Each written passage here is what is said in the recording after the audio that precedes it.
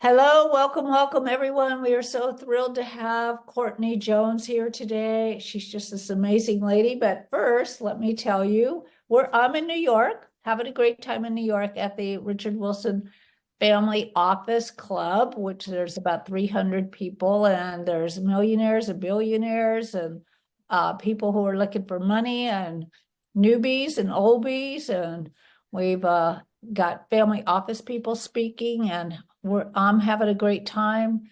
We hosted this morning to some people wanted to learn more about tax advantages, so we put a room together and had about 10 people come in, and we asked a CPA who knows everything there is to know about taxes to come and speak, and he did. Wasn't that sweet? And then he's going to take us to dinner, which is also nice. He came in on as a guest of mine, so we're very happy to have him.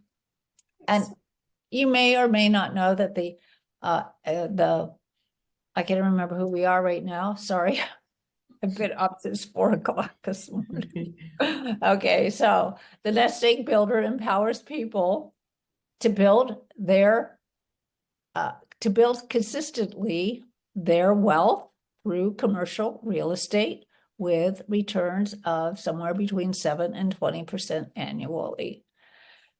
And I have this really great, I just thought about this because Cortney is such a creative person, how she works her real estate. And I saw this quote, and it's by Franz Schubert. If you know who he was, he is a composer. I try to decorate my imagination as much as I can.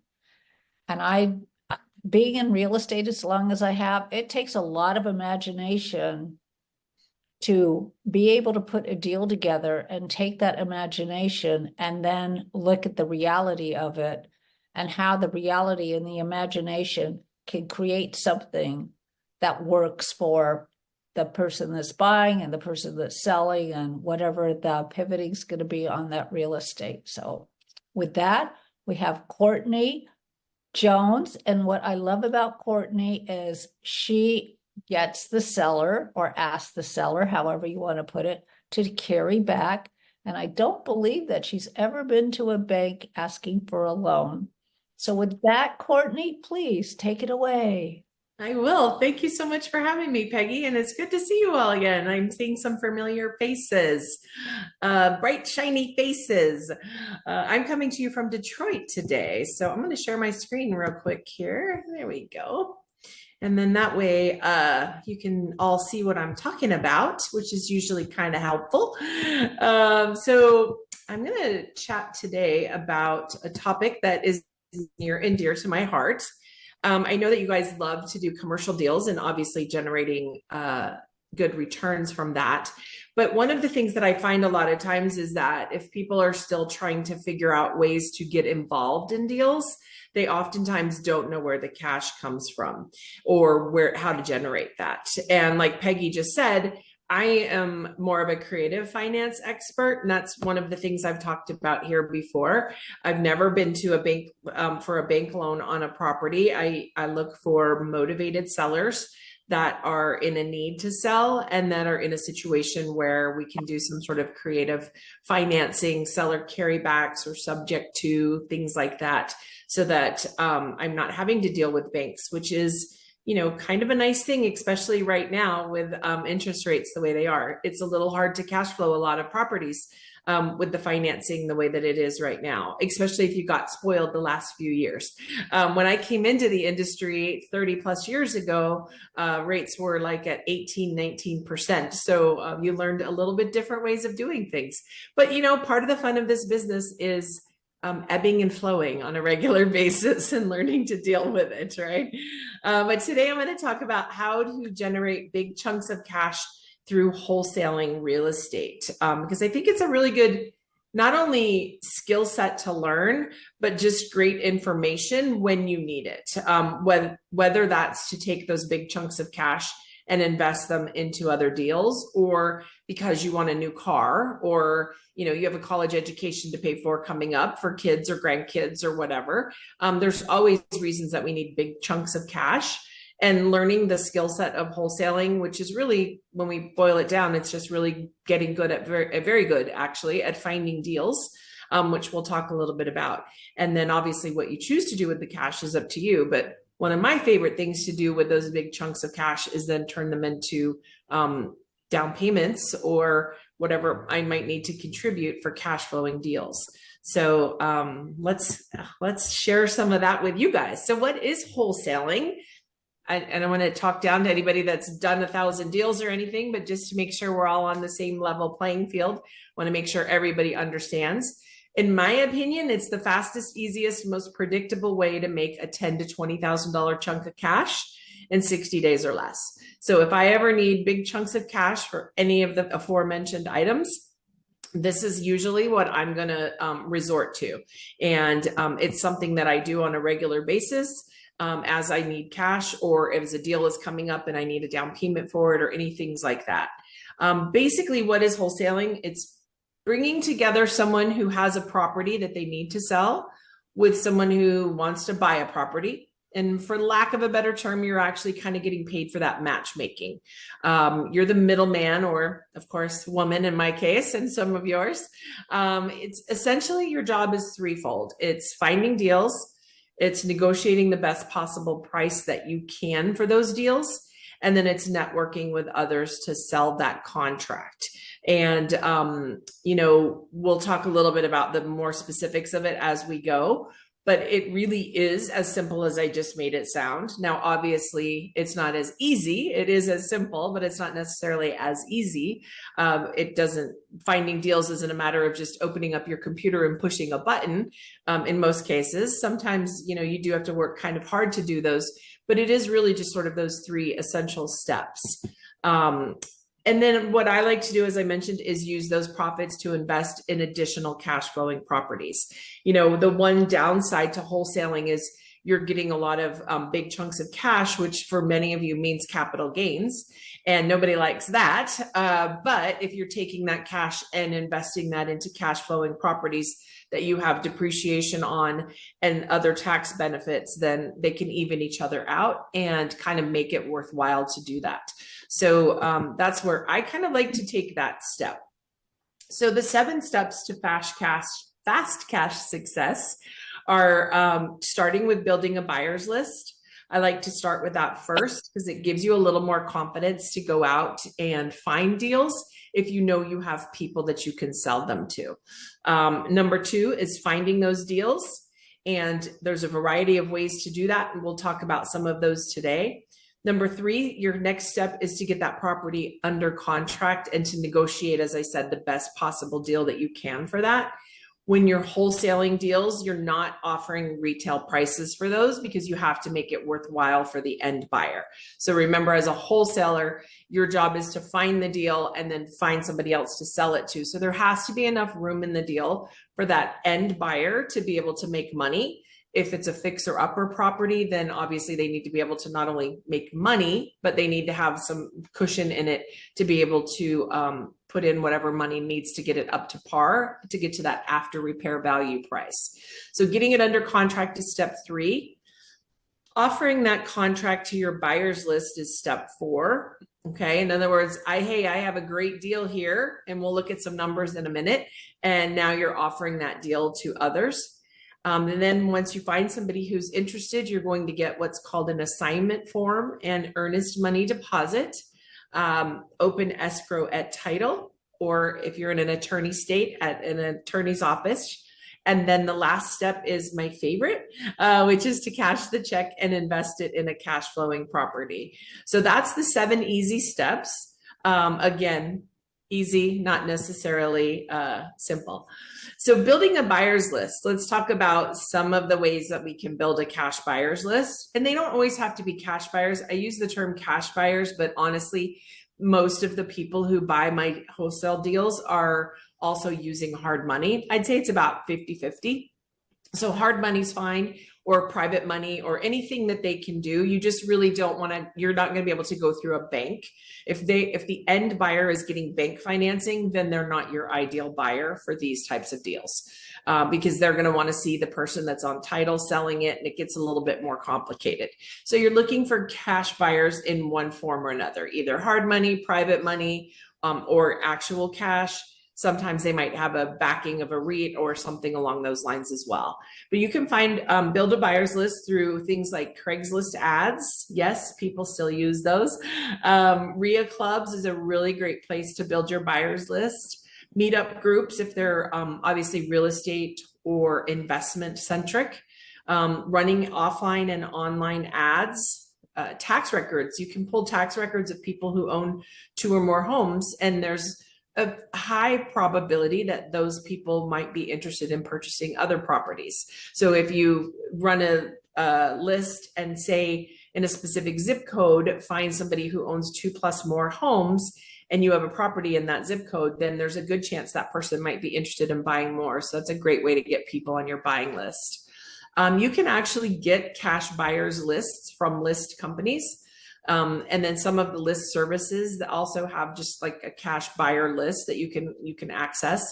One of my favorite ways in the past to build relationships and build buyers lists at the same time was to go to the courthouse steps during foreclosure auctions. Obviously, always looking for good deals, but meeting other people who are bidding on those properties as well and adding them to my buyers list. And then I cover about 10 more ways in my fast track to cash, but that at least gives you kind of an overview on how to build your buyer's list and kind of how to get started.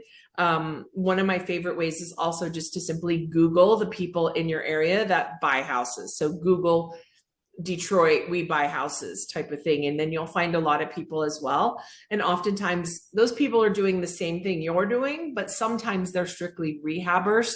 So they're looking for somebody to find those deals for them. And that's where the wholesalers come in and make that happen. So then next we got to find the deal. So finding deals, I like to do this a lot of different ways. The simpler, the better. But in my world, at least, what I'm looking for is super motivated sellers who have a need to sell and not just a want to sell. So these are not necessarily just people who are going to call up a realtor and put their house on the market at full retail value. These are people who are going through some sort of a situation, whether that's a job loss or a divorce, or they've inherited a home, or they have some serious code violation issues and they just don't have the money to get their house up to the code and all that type of stuff. So these are people who really need to sell because the house is too much for them. So I'm looking for these through driving for dollars, which is just simply driving around neighborhoods and looking for houses that look unkept, maybe look distressed. The grass is too high. There's a lot of it's hard now because there's no newspapers out front, but there's mail in the mailbox if they have them sent the mailboxes at the house. There's no trash cans. It's sort of just an empty, overall vacant feeling of the house. And you can do those yourself. I love driving for dollars still to this day. It's one of my favorite ways to just unplug, is to get in my car, turn the radio up loud, and drive around neighborhoods. What I really love about this list also is that it's not available to everyone. Like, we're all going to be driving different neighborhoods. Almost every other list of motivated sellers that you'll find is everybody has access to. So every single investor in your area is going after those same leads. Now, it doesn't mean you're still going to get deals, because everybody resonates with somebody different. People do business with people that they know, like, and trust. So, there's going to be certain people who are going to meet me and think, oh, she's amazing. And then there's going to be people who meet me and say, this woman's crazy.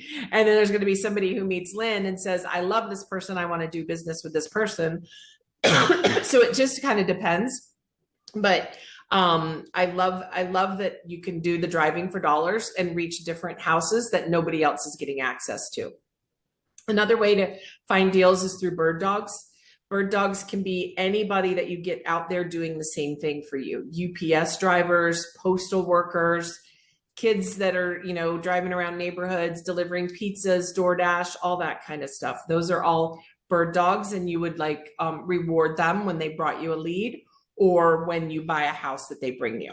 I like to reward them when they bring me leads, because especially in the beginning, because then it keeps them doing it. Direct mail is a great way to find leads. Finding those lists of motivated sellers, like I just discussed, and then sending a direct mail campaign. It usually does take 5, 6, 7, pieces of mail before they're going to reach out to you. But what I love about direct mail is it gets them calling you instead of you having to call them. So you're not making those outbound calls, which can be excruciating and frankly, torture. So offline and online ads are a favorite way to do it. Bandit signs, if they're allowed in your area. If you don't know, I always assume people know what bandit signs are, but I've had 2 people recently ask me, so I'll clarify. So bandit signs are those ugly signs that you see on the side of the road that say things like, "We buy houses," and then it has a phone number, or it'll say, rehab available, 2-bedroom, 1 bath, and then it'll have a price. So they're not attractive. And some people have feelings of not wanting to use them because they don't like what they do to the environment and stuff. But I will tell you that they're extremely profitable and they work. I've never, ever put out more than 100 bandit signs and not bought a deal from them. So as much as I hate the way they look and dirty up the sides of the roads, I do love the results we get from them. You can also find deals through realtors. It is very difficult to wholesale deals that you get through realtors, but I wanted to have that on there because it is an occasional thing that will happen as well. Pay-per-click is what PPC stands for, and social media advertising are great ways to find deals. And then there's, of course, done-for-you services that you can pay like per lead, or they'll set up your websites and draw leads to you and things like that. So there's a ton of things like that that run everywhere from like $35 a lead to $50 a lead. And I've even seen some at well over 300 in certain markets. So there's a lot of different ways to find deals, but there's a handful of them for you. Again, the biggest thing with the wholesaling is you have to buy these properties cheap enough that you can turn around and sell them to somebody else that can make a profit from them. So to give you kind of an idea of what those numbers look like while you're getting that property under contract, you have to keep, so usually when you're wholesaling, picture a big, huge apartment complex under distress. It hasn't been updated. I know you've all driven by one in the last week or two because they're everywhere. An older apartment complex hasn't been kept up great, and it's kind of run down a little bit. And it needs some work. The owners maybe haven't paid much attention to it. A lot of owners buy properties and do the bare minimum that they need to do while they own that property. Well, 10, 12, 15 years later, that property's in kind of a big disarray. So you'll see those types of things. Obviously, you'll see houses like that as well. Some in more specific neighborhoods than others, okay? But you always want to keep in mind the rehabber's buying needs. So your job when you're wholesaling is kind of thinking about what is that end buyer, that rehabber, going to be needing as a profit, and you've been building relationships with them and having conversations with them so you know what that is. And then what's it going to take for this property to get to its after repair value? So if it's going to take a certain amount of money, let's say $100,000, you need to keep that into consideration. So a typical offer in today's market for a wholesaler to an owner would be the ARV, which is the after repair value, times 80% minus the repairs that you think are going to be necessary to get it up to that ARV value, minus your fee. So if you want to make $10,000 as an example, you would subtract that. Okay. That equals your maximum allowable offer. So MAO is maximum allowable offer. Now, with that being said, this is not a formula that works in every market. In some markets, you can go as low as 65 to 70%. There's not a lot of those in today's environment, just because almost every place coast to coast is kind of a hot market right now. And those that started to look like they were softening are kind of heating back up again right now. So obviously this formula changes from time to time. In an example, a Phoenix market, this number will oftentimes be 80 to 85%. The sweet spot for most wholesalers in the Phoenix market is around 82 to 83%. So you kind of have to learn the market a little bit and see where people are coming in at. to know, because obviously if I went in, talked to a seller and offered 65%, and every other wholesaler going in there is offering 80, 82, 83, I'm never going to get a deal, right? So I have to kind of learn what other people are doing in order to be competitive. But also I need to be able to make sure there's enough meat on the bone for that end buyer so that they can make some money too, because they're not going to come back and buy more deals from me if everything I send them is crap and they don't make any money on, right? So there's this kind of fine balancing act. You don't want to miss out on every deal because you're making offers too low, but you also want to be able to resell them, and then you want your end buyer to be able to make money too. So it's kind of a balancing act. It's the fun part. But here's an example for a house, just to give you some numbers. So let's say the house is worth, after fix up, 300,000. 80% of that would be 240, and it needs approximately $60,000 worth of work. So that would take it down to 180. And then let's say, as an example, I want to make $10,000 on that deal. Then the maximum allowable offer I'm going to offer to that seller is 170,000. Now, in my case, I might start at 160, just to kind of give some wiggle room and give him a chance, him or her, a chance to negotiate and feel like they won by coming up a little bit. So on the phone, I might say something, to the effect of, yeah, Mr. Seller, it sounds like it needs a little bit of work and some updating. And I do love that area and I love to buy in that area. I'm probably, because obviously I'm an investor and I need to make money, and sounds like I'm going to have to put about $60,000 to $70,000 into the house. I'm probably going to be in the range of about 160 for your house. Is that something you would consider? And then let them kind of either hang up on me, curse me out, or say, yeah, I don't know if I'll go that low, but I would go in that range or something like that. Then I know it's worthwhile to go out and take a look at the house or send someone out there, or at least continue the conversations. So that gives you at least an idea of the numbers so that you kind of have an idea. Now, the beautiful thing about all this is I gave you the example with the house, but wholesaling can be done with apartment buildings, storage units, office buildings, trailer parks, land, you name it, you can wholesale it, okay? Really, all you're doing is selling the contract that you got with that seller. So you're offering that contract. You're basically saying, look, I'm really good at finding deals and I'm really good at negotiating deals, and I want you to pay me for that skill set that I have. Essentially, that's what you're doing and saying, okay? So I love doing wholesaling with apartments and commercial properties, especially if I don't want to add more to my inventory for certain reasons. Maybe I don't want to be in that state because I'm already spread too thin. Or in my case lately, I'm trying to slow down and retire. I've been saying that for 5 years and I'm not doing a very good job of it. But little by little, I'm starting to add less to my portfolio and just pass on more deals to other people. So those are all wonderful things to be able to do. And once you get the property under contract, obviously you simply write up a purchase and sales agreement between you and the seller. Okay. You have the right to assign clause in the contract. In most states, most contracts are assignable unless it says otherwise. Just FYI, but always check with your attorney to find out what the rules are in your state. But you want to, in your contract, you should have room for an inspection period. So there should be some sort of an out clause in your contract that says, I have 10 days to inspect this, or 20 days to inspect this, or talk to my partners about it, or get my partner's approval, or whatever clause like that you have in your contracts to give you that out period and that opportunity time to kind of do your due diligence. Okay. During that, you also want to get time to show others, get permission to show others, whether you set up a specific time, like a Saturday morning or an evening during the week or whatever. You set aside maybe 1 or 2 opportunities where you can bring several people in to show the property all at once. So all of that happens when you're initially talking to the seller and having those negotiations with them. Next, you're going to offer it to your buyers list. So you built up this cash buyers list. You have these people looking for deals.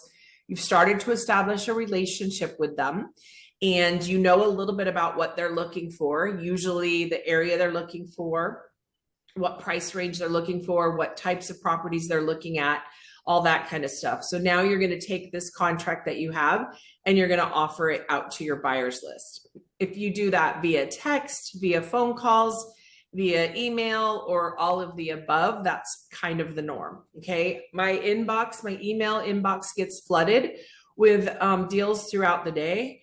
I like to do a little bit of both. I like to send a text and an email, and my text will often say, it's like real quick something or another, 4-bedroom, 2-bath, wholesale deal available in XYZ area, worth 300, asking 210, email just sent with all details, and then that way at least it alerts them, because a lot of people who are out and actively doing the business are not, especially rehabbers, are not in front of their email on a regular basis, but they always have their phones with them. So it might be 3, 4, 5, 7 days before they check their email because they're in the middle of a rehab, or maybe they're finishing one up and they're thinking about, I need to start looking for a new one, but they're not on their email because they're out there at the job site on a regular basis. So I always like to kind of alert them, send the email, and then alert them through a text. And then that way I'm kind of hitting them in both ways. Here's a sample ad of what I would put. This is a great sign. Fixer upper, must sell, worth 350, will sacrifice for 175, needs 60K of work, sold as is, call, and then my phone number. Okay. Personally, I use different phone numbers for each property so I can, and for each marketing method, so I can see where my calls are coming from. So if this was a bandit sign, it would have one phone number. If it was an ad on, say, Craigslist, it would have a different phone number. And then that way I can track how many calls are coming from each marketing method to kind of get a better grip on what's working and what's not working. I have noticed in the last probably 2 years, our calls are less from Craigslist than they were a few years ago, but the calls that we get from them are more active and they're actually better buyers than, say, bandit sign buyers, which is kind of interesting to me. So that's just a kind of a sample. You can do any version of that or something similar. For showing the property to buyers, I usually like to, as I said, set up one specific day and time. So as people kind of show an interest, let's say, what is today? Tuesday? Yeah, Tuesday. So like if I put a property under contract yesterday, I probably would schedule the showing for Saturday morning, coming up. And then that way I have 4 or 5 days to get it out to my buyers list, start making calls to people that I've built relationships to, get all those business cards out from all the people I've met at the RIA meetings and start calling them. Hey, I have a property available. Here's the details. We're doing a showing on Saturday morning at 10 a.m. If you're interested, let me know. And that kind of thing. So I get this big group of people going to the property at one time. What I love about that, number one, is it saves me time because I don't want to have to go by and show the property 50 times. I'm definitely not going to do that. But it also creates a bit of a frenzy. And, we all know, no offense to the men on the call, but we all know that men have a lot of testosterone and competitiveness with them. And when they get into a room with other men who are also going to be interested in buying this property, a lot of times they'll overpay for it because they don't want John Smith to get it. They want to make sure they get it and win the deal or whatever. So my rule is at those things is the first person with the money for the non-refundable earnest money gets the property. And as long as they're willing to sign a contract and get the money to the title company, first one wins. I do have them drive by it first. This is particularly important if you are in a iffy area. A lot of wholesale properties are not in your Scottsdale, Arizona type property areas. So you want to make sure people drive by it first, because if they're not used to dealing in lower income areas, they might be a little frightened by the whole thing the first time they drive by it. Most rehabbers are used to that, but you never know when you're talking to somebody if they're going to be shocked by certain areas that you're in or whatever. I never buy properties in crazy war zones where I have to, pack a gun to go there or anything, but a lot of them are areas I wouldn't particularly live in.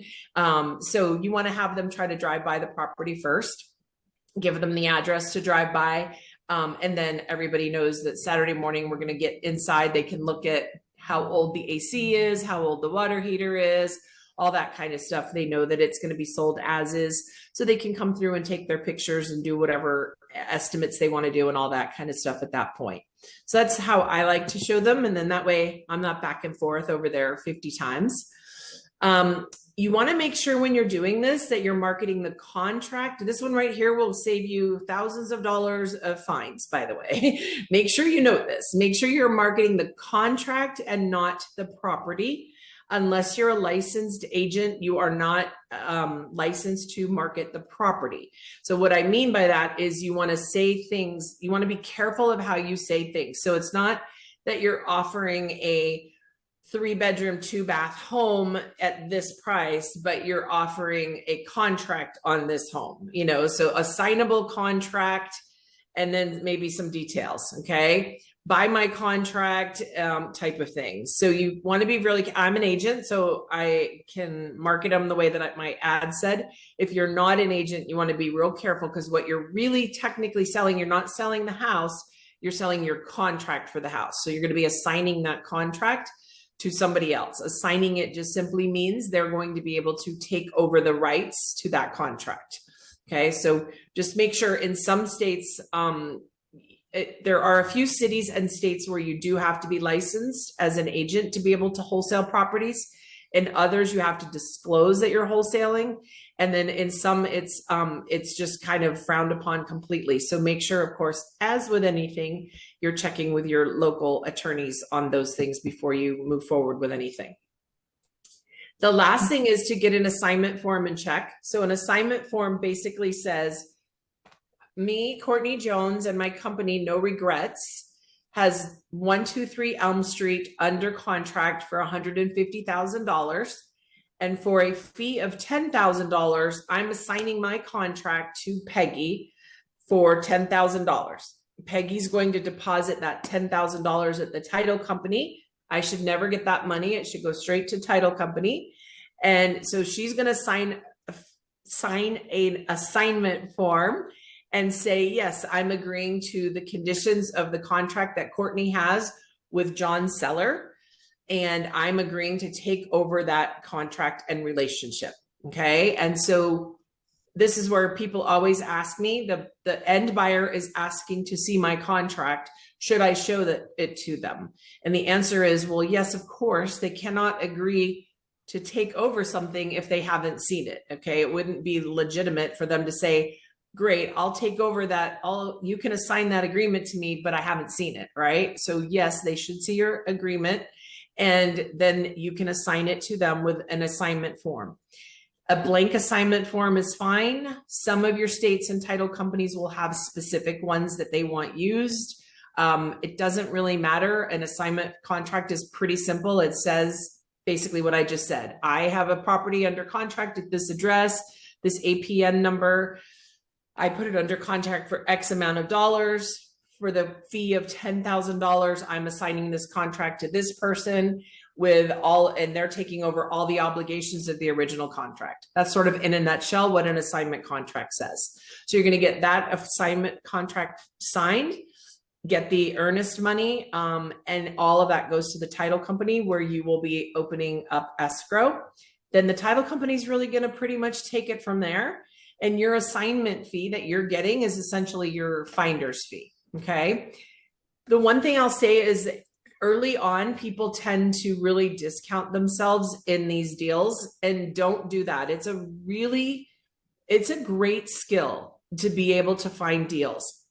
Right now, people can't find deals at all. I mean, we have small inventory in most areas, and it's very, very difficult to find deals. So if you get good at this and you can find deals and negotiate well with sellers, then you should be rewarded for that. So don't let people tell you that, well, what do you mean you're trying to make $10,000? I'm probably not even going to make $10,000 on the rehab or whatever. You'll hear all kinds of stuff. They'll give you every song and a dance they possibly can. Ignore them. What I typically like to say is, well, you don't have to take this deal, and you're free to go find your own deals in the future. I mean, you kind of have to play a little bit of hardball with them. It's not uncommon for me to make $10,000 or $20,000 on a wholesale deal. I might have to, spend $5,000 to $7,000 to get a wholesale deal, because I'm mailing them. I've got people going out and knocking on the doors. I'm doing all kinds of things to try to find those deals. So I'm really not profiting that $20,000, but it's a skill set to be able to get these contracts under contract at a discounted price, So make sure you do consider that and reward yourself. Now, with that being said, you do have to leave enough meat on the bones. I'm not going to take a $20,000 assignment fee if there's only 10,000 left at the end for the rehabber after he puts $80,000 into a rehab to make 10 grand. Okay. Cause I know that's just not going to work. He's not going to make any money. He's not going to be happy. He's not going to come back. Right. So you kind of have to work things from the end result backwards to make sure that everybody's going to be making money and doing okay along the way. But if you negotiate well and you get those discounts when you're having those conversations with the sellers, then it's okay for you to get what you're worth out of that deal, and consider the fact that you did go find the deal, you marketed to get the deal, you did all of the work to get the deal, and you negotiated it and got it under contract. So those are all very valuable skills. Okay. As I said, next you're going to open up escrow. You're going to set up the closing. You're going to send the original purchase and sales agreement to the title company along with the assignment. Your person that's buying it from you is going to take their non-refundable earnest deposit over there. All these properties are sold as is. So when they give the deposit to the title company, it is non-refundable. Title company and or attorney, if you're an attorney state, is going to prepare all the documents. Basically, they know that what they're doing is transferring it from Mr. Seller to the end buyer, and you're getting paid an assignment fee in between. Usually I will make sure that both seller and buyer are notified of the closing day and time, or that the mobile notary is scheduled to go to both of them, depending on how it's being done. Everybody signs, buyers and sellers sign, and then all checks are distributed. And then this is when you can start using that money to invest in another cash flowing property. Now, obviously one deal at $10,000 is likely not going to be enough to get you into a new property. But if you did this 2 or 3 times, now you've got a good down payment. You can go in and find like a duplex, a 4-plex, a 10 unit, whatever it is that you're kind of looking for. So using wholesaling as a way to get started is a fantastic way to get big chunks of cash so that you have money to put into those down payments that you need for other deals. And it gets you active, involved in properties, finding deals. It's as I said, a great skill set. So learning that is really good. It's going to help you throughout your investing career. And then you'll also run across things sometimes where you'll think your original intent was maybe to wholesale that deal, but you'll be like, I really like this place. I want to keep this one. And then that way you can cherry pick the ones that you want to keep along the way. So starting at the front, which is kind of what I've always done, going direct to the seller, allows me to, number one, negotiate the best terms possible, kind of see all the deals before everybody else gets them so that I can cherry pick the ones I want to keep. If there's something I don't want to keep, I can wholesale it, and then I can take those chunks of cash, put them aside, and then use that after 2 or 3 deals, depending on how much you're making, to put into a property that's going to generate some cash flow. So that's sort of the whole flow as a whole. Okay. One of the things, I'm sorry. Are we ready for questions? Almost, yeah. And one of the things I do recommend is implementing some systems to make it simple. Okay. Make sure you have checklists of everything that I have on here. So that you know you're doing the same things over and over and over again, so that you have those checklists. So you're not having to kind of think about it. It's just systematized. And then rinse and repeat. So after a couple of deals, as I said, you can use those monies to put into your cash flowing properties. And this is where you find me if you have any other questions or anything like that. And it looks like David has his hand raised. David, how can I help you? Thank you very much, Courtney. This has been really great. You're welcome. It's my pleasure. Okay, good. Can you Yeah, start? hi, Peggy. Yeah, this is David. Yeah, thanks, Courtney, for everything. This is amazing. I do have a couple questions as usual, right, Peggy? So my questions are, through your system, what do you use as a follow-up system, and do you have VAs to help you with it? The next question would be, if you find some of these deals, sorry. So, and also my other question would be, if you find any deals with seller financing, and if you do, what percentage, and if it's within the inner city or more rural, finding those kind of deals? Thank you. Okay, let me try to remember all those. So, what do I use for follow-up? So I use RealFlow, which is like a CRM through a company, and it's where all my leads are, and it does all the email follow-up, text follow-up, and everything. So I've used that for a long time now, probably 20 years, 15 years. But there are other systems that are out there that are very similar. Do I have VAs that follow up? Yes, I do with the seller aspect. I don't really have VAs today working to try to sell leads for me because I'm not buying a ton of deals these days. But when I do, I just kind of have everybody in my RealFlow, so I can I can go in, put in the details of the house and the contract, and then shoot it out to everybody. So I pretty much will do that myself. It's kind of a 10-minute process, really. And then, am I finding seller finance deals, and are they more inner city or rural? Yes, I'm finding seller financing deals, and they're really everywhere. Actually, I'm in the process right now of negotiating on an apartment building in downtown Tucson near the U of A, and then also in a rural area of Prescott. So it's kind of a little bit of everywhere. Seller financing actually is quite popular right now. What kind of interest rates? It depends. Like with anything, it depends on the seller and who has discussed with them about the seller financing. So as an example, the Prescott property I was just talking about, that's a 5.5% interest rate. The apartment building in Tucson is what I think we ended up at 4 3/4. I think it was 4.75 is where we're at right now. We're kind of going back and forth. So I can't say that we're fully finished with that, but I think we're at 4.75 right now. It's not bad either. Right. So when you run into seller financing, one of the things that you'll find is people who understand it and people who don't. And so people who understand it understand the reasons why you're trying to do it. In the past, seller financing has always been used, and have oftentimes the seller financing rates have been higher than traditional rates. So if you went to the mortgage company and you could get 6%, it was common to find seller financing at 7 and 7.5%. Right now, what we're seeing is that a lot of people who are in the know and who understand it are doing seller financing at lower than traditional rates because they understand that it's hard to cash flow things. And if they want to sell their property, a person can't go to the bank and get an 8.25% rate and cash flow this property. And there's very few people who don't want to cash flow properties and are willing to just take, negative cash flow for a long time. So there are a lot of sellers right now we're finding are offering less than traditional rates so that they can get their properties sold. Great, thank you. Mhm. I have a few questions, Yeah. as I always do. One is, you said you reward the leads.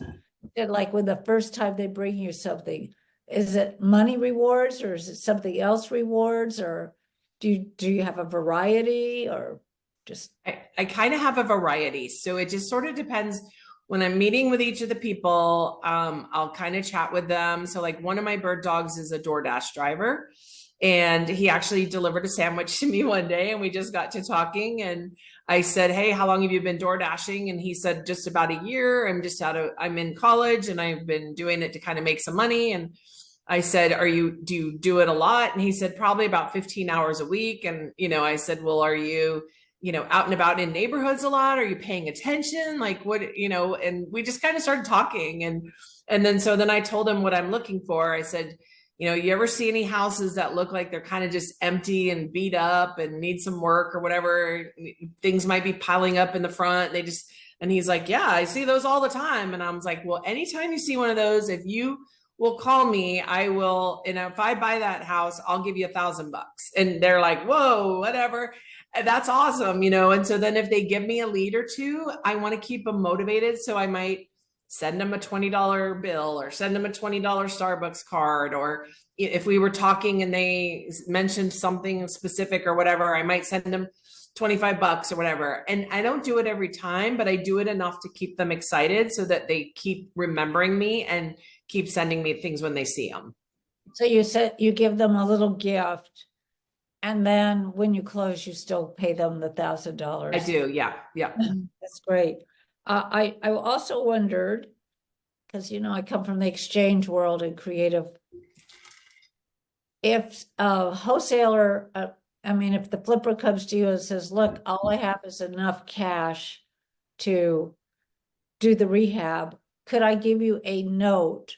Or I have a note on another property, could I give you that cash flowing note instead of the fee? Is that something that you would consider? Heck yeah, especially if I know the person and I trust them. But if I can make more on it, and because obviously if I'm going to do that, I'm going to ask for more. If I was planning on making 10 grand cash today, but you're going to give me a note and I have to wait till that rehab is done or whatever, then I might ask for 20, but yeah, I would do that all day long. Now, obviously it doesn't help me to be able to take that cash and put it into a cash flowing property right now. I might have to wait for that person to get the rehab done or whatever. But yeah, for me, I love to do things like that because I like to help people get going as well. So if I can do it and it makes sense, I'm just going to make sure that I protect myself. I'm going to probably put some sort of a clause in the contract that says that if this person isn't managing this rehab well, I have the right to step in and take over and finish it. And this is how proceeds are going to be split afterwards, or, things like that. Okay, and you could use that note as part of your down payment. Yep, for sure. On your next, you could do that. Yeah, so there's just so many things you could do with notes. Plus, you could sell the note to somebody else. And if it's like a 10% interest on that note, most people who buy notes would like something like that. They still might ask for a discount. Sure. Yeah. And then you reward the leads. Oh, you said something about different phone numbers. So if you're working 3 or 4 properties at the same time, do you have like 6 phone numbers, or Yep. where do you get them? Do you just do Google, or? No, I'm not sure where we're getting our phone numbers today, but we just have a company. I mean, we pay like $1 per line and we just rotate. We have like 50 lines. So we just pay like $1 per line and we just rotate them. And then that way, if we're marketing 3 different things, we've got 3 different phone numbers to put on those. Okay. Wow. Yeah. Yeah. I'm blown away with that. Yeah. One line's enough. I have 2. They all ring into the same central place. So it's not like you're managing a ton of others, but what it does is it gives you a report showing you had 12 calls on this one and 15 calls on this one. So you can kind of track them that way, but they all ring into the same central place. Right. And you want to be able to track who's calling in on a particular property. Right. Yep. Thank you. And then my last question is, have you ever, when you've like you're on the phone and the guy says, yeah, 60, 65 is about what it needs, but you get out there and you find out it's way more than that. How do you handle that? What do you do? And you've got somebody that says that they'll close, you've got your wholesale, your flipper. Do you get that negotiated before the flippers come, or? Yep. Yep. I'm always going to take a look at it, either myself personally or somebody that I've sent beforehand, before I give any numbers to the end buyer, to make sure that the numbers are correct. So somebody might tell me on the phone 60 to 65. Honestly, to be honest, sellers oftentimes are, well, I'll say the sellers are either one way or the other. They'll either way underestimate how much it costs, or they most often way overestimate how much it costs. They don't have the same contacts we all have. They don't have the same abilities to get things done as inexpensively and stuff, because they don't do this for a job, right? And so oftentimes they'll overestimate how much work it needs. But there are a lot of times you'll get out there and you'll think from the phone call that it's going to be, say, 50 or 60,000, and you're like, this thing needs every bit of 100 grand, And so at that point, I'm going to renegotiate while I'm there. Be like, hey, Bob, I know I said I was going to be in the 160 range, but after looking at this now, there's no way I can get this in good shape for 60 grand. It's going to be more like 75. So I'm going to have to back off that number a little bit. I'm going to be more around 150. And they say? It depends on their level of motivation, what they owe, if they owe anything. their mood, how well they liked me or didn't like me, or, all that kind of stuff. All right, good. I think that's pretty much all my questions. Does anybody else have any questions at all about this? And do you teach a class? Well, I have a 4-month mentoring program where we teach all of this, and then we help people through the program. And then I have a wholesaling course that teaches all of this. Oh, great. So if you all want to get a hold of Cortney, just let me know and I will do an introduction for you. Yeah. So you can work with her. She's brilliant. She's been in the business for years. Well, she's A couple years. a couple years. Is your daughter working with you? Is she in the wholesale business too? She's not. She has her first rental property, which is awesome, but I'm trying to get her into the business, but she's not quite caught the bug yet. She's starting to show a little bit more signs of interest, so we'll see what happens. She's only 20, so you know how that goes. Well, she's got to have a life, right? So. Right.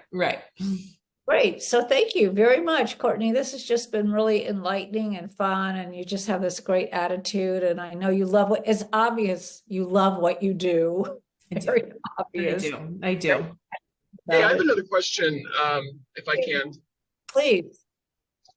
Yeah, I wanted to kind of break down the seller financing that you said you're coming across. What is it that the seller was willing to let you help seller finance that property? Was there an existing loan, and at what terms? How much down are you seeing that they're willing to go? David, it's across the board. I mean, on every seller is totally different. The one I was just talking about in Prescott, he started out at 20% down. That one's the one that's 5.5%. Originally, we actually offered him a 10-year balloon, thinking that was in his best interest. And he came back and said he didn't want a balloon. He wanted to have it go the whole 30 years, which I thought was interesting. I've really honestly never had a seller say that before. But then he came back afterwards and said he did want a balloon. So you will just hear and see anything and everything. It honestly depends on, you just never know what someone's situation is, what they're going through, what they need, what they think is reality or not. I mean, the reality of it is their perception is their reality, right? So whatever they think is important, sometimes that's a 2-year balloon, sometimes that's a 5-year balloon, sometimes it's I don't want a balloon at all. If sometimes they do have financing on it, on that one, he does have financing. I think he owes about $50,000 still on it. But the property we're purchasing is like for $500,000. So we're basically, in that case, we're doing a wraparound mortgage around that initial $50,000. So we'll be making the payments to him, and then he'd be making those underlying payments. So there is really no typical deal. It's for every deal you do is totally different than the one before. Yes, I understand. I just wanted to find out about these two that you're working on. But thank you so much. That was great. You're very welcome. You're welcome. And off of that, just to add one more question. Do you put in your note about that it could be renegotiated if the seller changes his mind about it being a 5-year balloon to a 30-year note, or do you just say, we'll come back and rewrite the note if you change your mind about how you, like this fella is kind of going back and forth? So we're going to negotiate all of that before the note gets created, and we're all going to come to an agreement before any of that gets finalized. And then once it's finalized and the note is created, then everything's kind of in cement. I'm asking because I had a seller who did not want to do a carryback, but the buyers did not qualify for everything or didn't have enough money for the down. And this is a couple going through divorce. And the husband said, I will do a carryback. This was at 10% for 1 year. And guess what? At the end of the year, he got paid off. And I got a phone call going, They paid that off. I want that money to keep coming in. So that's why I'm asking. Yeah, well, that's why you should have listened to me in the first place, Mr. Seller. Yeah, no, it's not negotiable at that point. I mean, I would just be like, hey, you're the one that said it. The documents were created the way you said you wanted them, so there's nothing we can do about it now. Isn't there? Not really, no. I mean, I guess you could technically renegotiate them, but once it's been paid off, it's kind of hard. Oh, yeah, that part, absolutely. But I'm just thinking if the guy at the end of 5 years, or before the 5 years is up, is saying, I think I'd like to extend this out to the 30-year. Yeah, I mean, obviously it would have to be in everybody's interest and it would have to be a win-win for everyone. If somebody came to me and said, hey, we'd like to extend this and the rate is lower than, say, traditional rates, then obviously I might be interested in doing that. If it's higher than traditional rates, I might go, actually, I can refinance and get it done. Or I might have already had a plan in place to sell it to the people that are living in there or sell it to somebody else, or, so just to kind of depending on what everybody's situation is. Good. Well, I like to bring things up because You never know. you never know, and everybody's different, and you never know. There's like, Yep, that's the hard part about this business, right? Because people want concrete answers, and it's like, I'd love to give them to you, but for every single person, there's a different answer of how things could be, right? that's why our standard answer is it depends. It depends. Exactly. Does anyone else have any other questions? Because we are at the top of the hour. And Cortney, I thank you very, very much for coming in. And as usual, you are just spectacular. Thank you so much. Thanks for all having me. It's good to see some good faces, repeaters again. Yes, and I've got to go also. I have another appointment. Yeah, have a wonderful time on your trip. Okay, thank you very much. Bye, everyone. Nice of you to join us as always. All the ladies are here, and David. And David, thank you. Okay, bye-bye.